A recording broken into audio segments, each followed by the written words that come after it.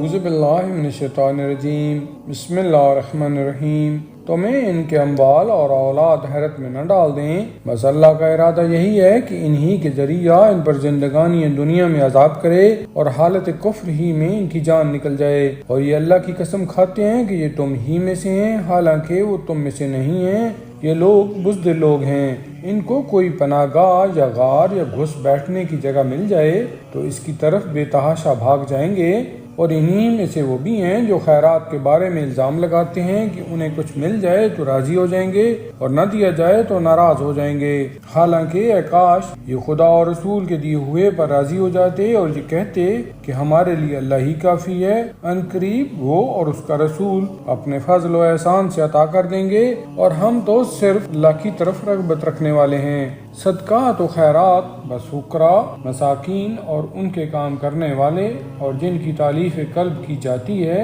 اور غلاموں کی گردن کی آزادی میں، اور قرض داروں کے لیے، اور راہ خدا میں غربت زدہ مسافروں کے لیے ہیں۔ یہ اللہ کی طرف سے فریضہ ہے، اور اللہ خوب جاننے والا اور حکمت والا ہے۔ ان میں سے وہ بھی ہیں جو پیغمبر کو اذیت دیتے ہیں اور کہتے ہیں کہ وہ تو صرف کان ہیں۔ آپ کہہ دیجئے کہ تمہارے حق میں بہتری کے کان ہیں کہ خدا پر ایمان رکھتے ہیں اور مومنین کی تصدیق کرتے ہیں، اور صاحبان ایمان کے لیے رحمت ہیں، اور جو لوگ رسول خدا کو اذیت دیتے ہیں ان کے واسطے دردناک عذاب ہے۔ یہ لوگ تم لوگوں کو راضی کرنے کے لیے خدا کی قسم کھاتے ہیں، حالانکہ خدا اور رسول اس بات کے زیادہ حقدار تھے کہ اگر یہ صاحبان ایمان تھے تو واقعاً انہیں اپنے اعمال و کردار سے راضی کرتے۔ کیا یہ نہیں جانتے کہ جو خدا اور رسول سے مخالفت کرے گا اس کے لیے آتش جہنم ہے اور اسی میں ہمیشہ رہنا ہے، اور یہ بہت بڑی رسوائی ہے۔ منافقین کو یہ خوف بھی ہے کہ کہیں کوئی سورہ نازل ہو کر مسلمانوں کو ان کے دل کے حالات سے باخبر نہ کر دے،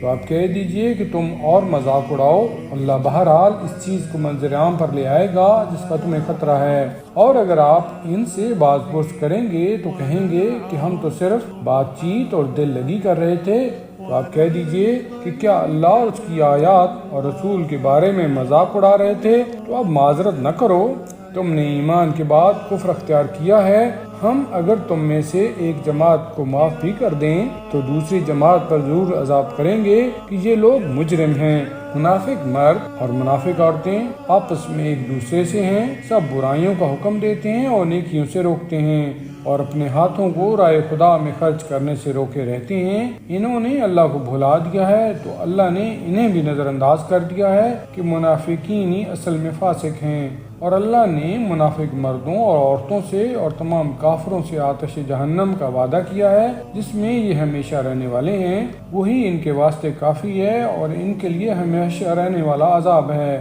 تمہاری مثال تم سے پہلے والوں کی ہے جو تم سے زیادہ طاقتور تھے اور تم سے زیادہ مالدار اور صاحب اولاد بھی تھے۔ انہوں نے اپنے حصہ سے خوب فائدہ اٹھایا اور تم نے بھی اسی طرح اپنے نصیب سے فائدہ اٹھایا جس طرح تم سے پہلے والوں نے اٹھایا تھا، اور اسی طرح لغویات میں داخل ہوئے جس طرح وہ لوگ داخل ہوئے تھے، حالانکہ وہی وہ لوگ ہیں جن کے اعمال دنیا اور آخرت میں برباد ہو گئے، اور وہی وہ لوگ ہیں جو حقیقتاً خسارہ والے ہیں۔ کیا ان لوگوں کے پاس ان سے پہلے والے افراد قوم نوح، عاد، سمود، قوم ابراہیم، اصحاب مدین اور الٹ دی جانے والی بستیوں کی خبر نہیں آئی جن کے پاس ان کے رسول واضح نشانیاں لے کر آئے اور انہوں نے انکار کیا؟ خدا کسی پر ظلم کرنے والا نہیں ہے، لوگ خود اپنے نفس پر ظلم کرتے ہیں۔ مومن مرد اور مومن عورتیں آپس میں سب ایک دوسرے کے ولی اور مددگار ہیں کہ یہ سب ایک دوسرے کو نیکیوں کا حکم دیتے ہیں اور برائیوں سے روکتے ہیں، نماز قائم کرتے ہیں، زکوٰۃ ادا کرتے ہیں، اللہ اور رسول کی اطاعت کرتے ہیں۔ یہی وہ لوگ ہیں جن پر عنقریب خدا رحمت نازل کرے گا کہ وہ ہر شے پر غالب اور صاحب حکمت ہے۔